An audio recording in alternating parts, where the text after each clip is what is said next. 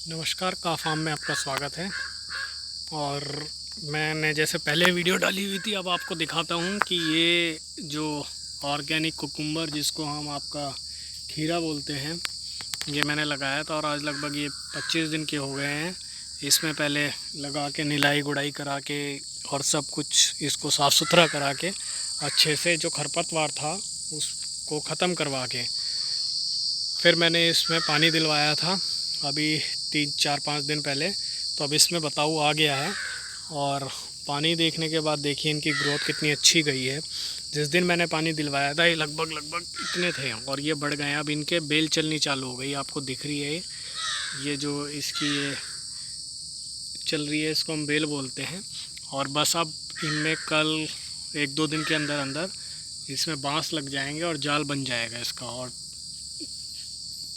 7 by 7 foot के लगभग या 6 बाई 6 फुट के लगभग बांस गड़ेंगे और बांस गड़कर जाल बन जाएगा। और जाल बनने से क्या होगा, ये जो इनकी रूट्स निकल रही हैं ये बेल उसी जाल पे चढ़कर सीधा जाल पे चढ़ जाएगी जिस पर फ्रूटिंग होएगी, फिर उस पर खीरे आएंगे।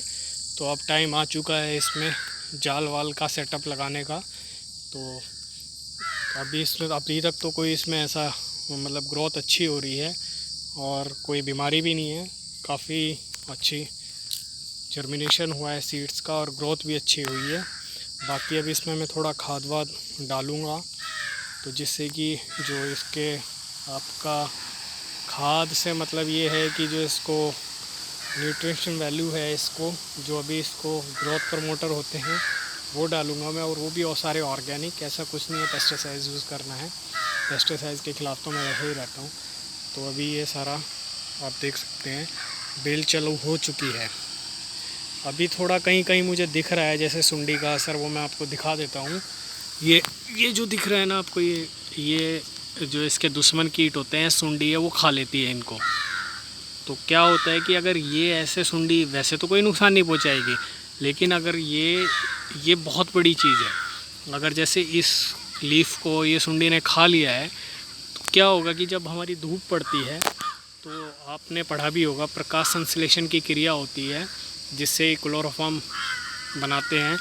अगर ये चीज़ ख़त्म हो जाएगी तो इसका मतलब सीधा सीधा असर इसकी ग्रोथ पे पड़ेगा। ग्रोथ से ये फिर बढ़ेगा नहीं और बढ़ेगा नहीं तो ये यहीं पर ख़त्म हो जाएगा। तो इसलिए ये बहुत ज़रूरी है कि आप एक स्वस्थ पेड़ को पहचान सकते हैं उसकी लीफ से। अगर लीफ आपको अच्छी दिख रही हैं, उसमें कोई बीमारी नहीं है और कोई दिक्कत नहीं है, तो समझ लीजिए पेड़ अपने आप में स्वस्थ है। आप देख सकते हैं ये इसकी बेल चल रही हैं।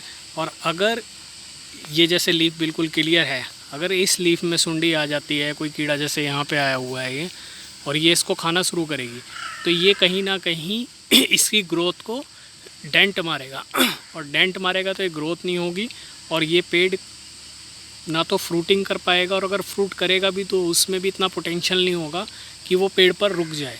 तो इसलिए इन चीज़ों का ध्यान रखना चाहिए।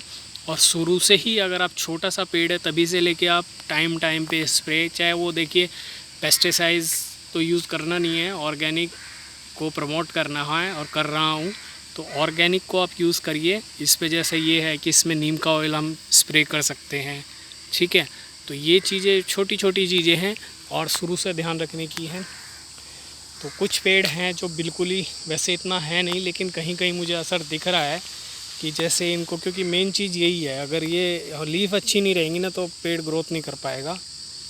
तो अब मैं एक स्प्रे इस पर और करा के और फिर इसमें जो भी इसका ग्रोथ प्रमोटर है वो डलवा दूंगा, और जिससे कि इसकी ग्रोथ अच्छी हो जाएगी। कुछ पेड़ ऐसे हैं कि बहुत अच्छे चल रहे हैं। ये देखिए सारा सारा ऑर्गेनिक कुकुम्बर लगा हुआ है, टोटली देख सकते हैं चारों तरफ अच्छी ग्रोथ है। बस इस पर अब मैं आज या कल में लाकर, क्योंकि बताऊ आ चुका है, ये इसको बताऊ हम इसको बोलते हैं। ये देख रहे हैं ये मिट्टी, इसमें आप खड़े भी हो सकते हैं, तो ये नमी है इसमें, तो बट इसमें बताऊ आ चुका है।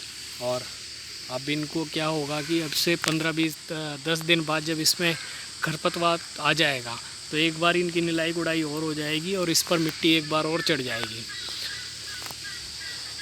तो फिर जाल बंधेगा, जाल बंधने के बाद उस पर बेल अपने आप ऊपर चढ़नी शुरू हो जाएगी। और ये देख सकते हैं इसको बोलते हैं हम पम्पकिन, कद्दू। ये मैंने इधर कद्दू लगाया हुआ है। तो ये देखिए कितना बढ़िया शानदार, अभी 15 दिन 20-22 दिन का है और कितनी ग्रोथ कर गया है देखिए आप। और मज़े की बात आपको एक चीज़ दिखाऊं मैं, ये देखिए अगर आप शुरू से ही सीड ट्रीटमेंट करते हो और पौधों को ग्रोथ बढ़िया देते हो तो ये देखिए ये इसमें फ्रूटिंग भी आनी चालू हो गई। ये दिख रही है ना आपको छोटी छोटी फ्रूटिंग, ये कद्दू आना शुरू हो गया है। और ये क्या होगा, ये बेल नीचे आएगी और ये नीचे चलती जाएगी। तो कद्दू को वैसे तो हम नीचे भी हो जाता है कद्दू, बट क्या होगा कि मैंने कुछ देखिए कम जगह में ज़्यादा लेना, तो फ्रूटिंग ज़्यादा करना, उसको मैंने, अगर मैं इन सब को यहाँ पर कुछ भी अगर ना लगाऊं तो ये बहुत ज़्यादा यहाँ पे अभी थोड़े दिन बाद देखना यहाँ पे कुछ भी नहीं दिखेगा, सिर्फ इनकी बेल दिखेगी और बेल के नीचे कद्दू मतलब नीचे फैल जाएगा सारा। उसके कारण क्या होगा कि नीचे बिल्कुल भी आपको चारों तरफ बेल ही बेल सारी फैल जाएगी। तो इसका एक छोटा सा मैंने आइडिया लगाया, क्योंकि मैंने सीड्स को काफ़ी लगाए थे। तो जब मैं लगा रहा था तो मुझे लोग बोल रहे थे तुम बहुत पास लगा रहे हो, इससे ग्रोथ पे मतलब बेकार होंगे कद्दू और अच्छा नहीं होगा, थोड़ा दूर लगाओ। तो फिर मैंने उनको समझाया कि मैं क्या करूँगा, जैसे ये आपको दिख रहा है कद्दू का एक पेड़ ये निकल रहा है जो यहाँ मैंने सीड लगाए थे, यहाँ पर एक बांस काट दूँगा और फिर एक बांस मैं यहाँ पर काटूँगा। उससे क्या होगा, जो एक पेड़ की ग्रोथ है, जो एक पेड़ है उसको तो मैं ऊपर चढ़ा दूँगा जाल पर और एक पेड़ को मैं नीचे चलने दूँगा। तो उससे क्या होगा कि यहाँ मुझे दोनों पे फ्रूटिंग बढ़िया मिल जाएगी। एक की बेल नीचे चल जाएगी, नीचे फैल जाएगी, और एक की जाल पर चल जाएगी। तो ऐसे ही मैंने ये दो सीड जर्मिनेट करे थे। तो ऐसे ही यहाँ पर एक की ऊपर चलेगी, एक की नीचे। तो इसको पूरा एरिया मिल जाएगा यहाँ फैलने का। ये वाला इस साइड फैलेगा, इसको पूरा एरिया मिल जाएगा यहाँ फैलने का। और ये वाला इस साइड फैलेगा ऐसे, ये ऊपर चलेगा, वो वाला इस साइड फैलेगा ऐसे ही, वो ऊपर चलेगा और एक ऐसे। तो ये देख सकते हैं आप, ये सारा कद्दू है टोटली। और ये मैंने बीच में एरिया इसलिए छोड़ा था, यहाँ बेल अच्छे से फैल जाए, कोई दिक्कत ना हो। तो ये देख सकते हैं ये भी सारा ऑर्गेनिक है और अभी ग्रोथ अच्छी हो रही है। अब बस केयर की बात होती है, केयर अगर आप अच्छी करेंगे तो ग्रोथ बहुत अच्छी होगी। बस यही ध्यान रखना होता है। सबसे बढ़िया चीज़ यही है कि आप बीमारी कोई ना आए। जैसे ये सुंडी ने लीफ खा ली है, तो यहाँ क्या होता है कि जब इस पर धूप पड़ेगी थोड़ी देर में, तो ये वाली लीफ अच्छे से प्रकाश संश्लेषण की क्रिया नहीं कर पाएगी। अगर ये अच्छे से प्रकाश संश्लेषण की क्रिया नहीं कर पाएगी तो उसका इफ़ेक्ट हमारे पेड़ पर पड़ेगा, इस पौध पर पड़ेगा, और ये फिर फ्रूटिंग अच्छी नहीं दे पाएगा। अगर फ्रूटिंग दे भी दी तो उसमें पोटेंशियल इतनी नहीं होगी, फ्रूट में वो छोटा रह जाएगा, उसमें बीमारी आ जाएगी, उसकी प्रतिरोधक क्षमता कम होगी। तो इसलिए ये चीज़ों का ध्यान रखना होता है। और आप बाकी तो समझदार हैं ही, ये देख सकते हैं ये टोटली ऑर्गेनिक पम्पकिन। और ये भी इधर पम्पकिन लगाया हुआ है, कद्दू सारा, और ये भी कद्दू है सारा, और वो खीरा है।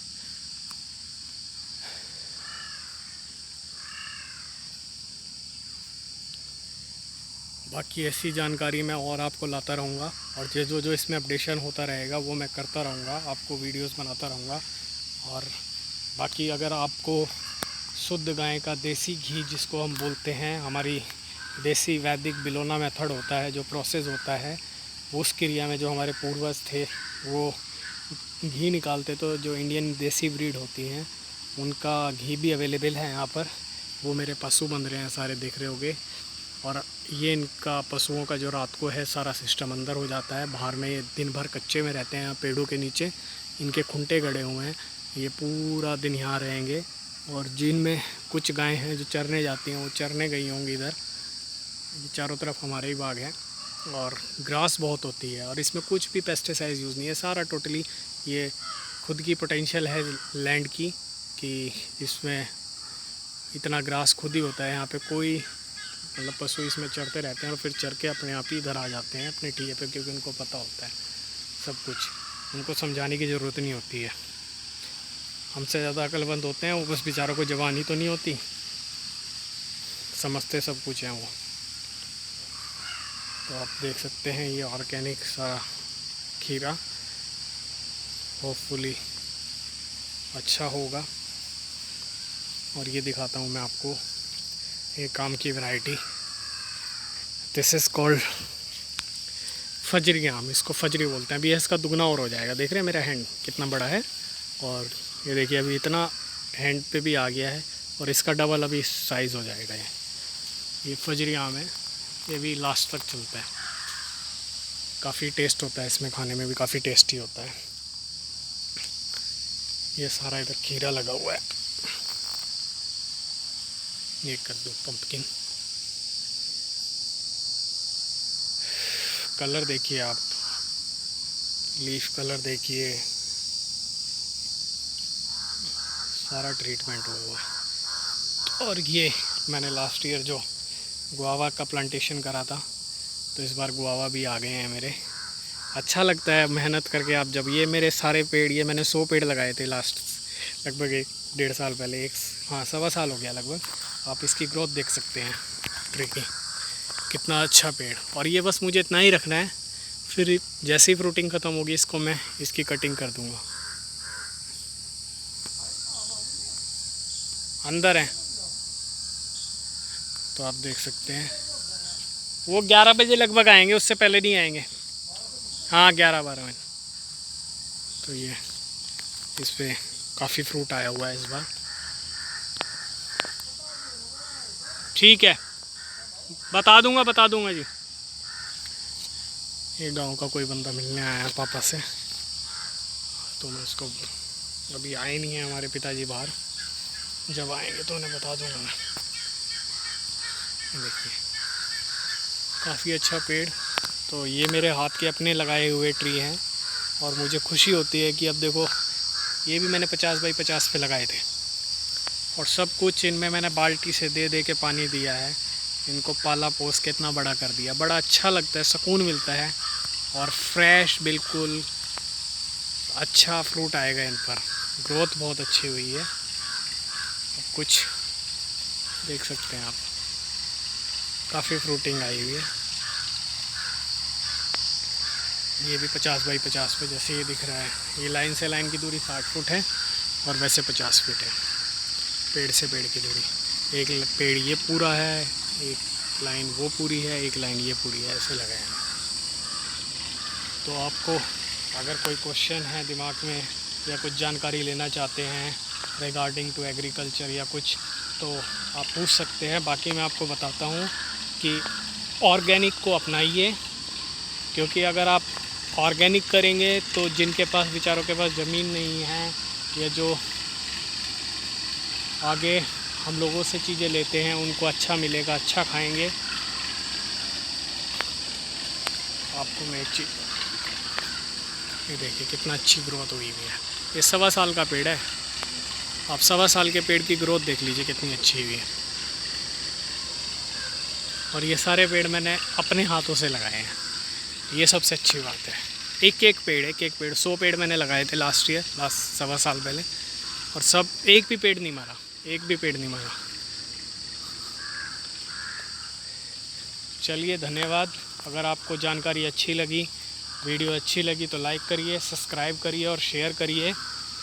और अगर आपको देसी घी चाहिए, प्योर देसी घी, ऑथेंटिक, कोई उसमें एडिप्टिव नहीं मिला हुआ, बिल्कुल प्योर, तो वो आपको मिल सकता है। आप मेरे नंबर पे कॉल कर सकते हैं। मेरा नंबर है 8368165173। ये मेरा बिज़नेस अकाउंट है, और आने वाले 2-4 दिन के अंदर अंदर मेरी वेबसाइट भी आ जाएगी, उस पर वर्क चल रहा है। और बाकी आप ऑनलाइन ऑर्डर कर सकते हैं, ऑल ओवर इंडिया डिलीवरी है। और ये मेरी देसी काव, इन्हीं का देसी घी, देसी काव मतलब देसी घी, A2 काव। ये हमारी गौ माता, बिल्कुल साफ़ सुथरी सीधी गौ माता। देखिए ये पहली बार भी आई है अभी, पहलवान, जिसको हम पहलवान बोलते हैं। और देख सकते हैं आप, कोई मतलब नहीं कुछ कहने का, कोई, क्योंकि यही चीज़ इसमें होती है। क्योंकि देखिए ये प्यार के भूखे होते हैं। अगर इसमें कोई वैसी ब्रीड होती ना, जो HF है, जर्सी वैसी, वो नहीं फटकने देती पास में बिल्कुल। और ये ऐसी होती हैं कि इनको आप कुछ ही करो, कैसे ही करो, कोई मतलब नहीं, इनको तो बस प्यार चाहिए। अगर इनको प्यार दोगे तो ये आपको प्यार दे देंगे। और सबसे अच्छी बात मैं आपको बताता हूँ,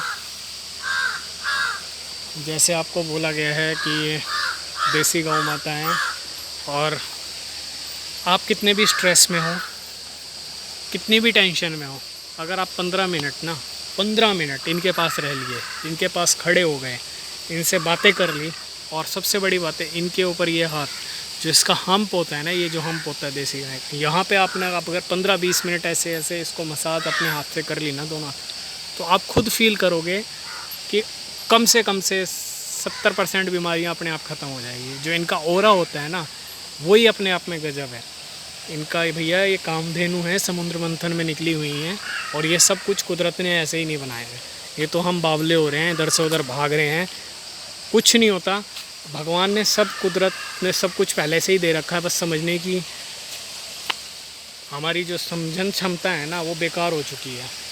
ये जो ऑरा होता है ना इनका, यही आपको रिलीफ दे देता है। इनका दूध आप देख लीजिए, आप एक बार घी यूज़ करके देखिए, इनके प्रोडक्ट यूज़ करिए। मैं नहीं कहता कि आप मेरे से ही लीजिए, जहाँ आपको अवेलेबल हो, अगर कोई प्योर दे रहा है तो वहाँ से आप लीजिए, और आप खुद देख लेना आपका लाइफ स्टाइल, जो आपको लगभग मैं गारंटी कह रहा हूँ 99% बीमारियों से आप खुद ही छुटकारा पा लेंगे टोटली। ये देखिए, अगर इसमें ये छोटे छोटे सींग अभी इसके, ये इसके माथे पे तिलक भी है अपना बाई बर्थ का छोटा सा, और ये हमारी गौधन है। इनसे प्रेम करिए, बेचारे बेजुबानी तो हैं लेकिन इमोशंस इनमें सबसे ज़्यादा होते हैं। एक वो बैठी, तो धन्यवाद। आपको और जानकारी मैं देता रहूँगा, ये ऐसी और बढ़िया बढ़िया जानकारी आपको इस चैनल के माध्यम से मिलती रहेगी। और तब तक के लिए आपका सब धन्यवाद।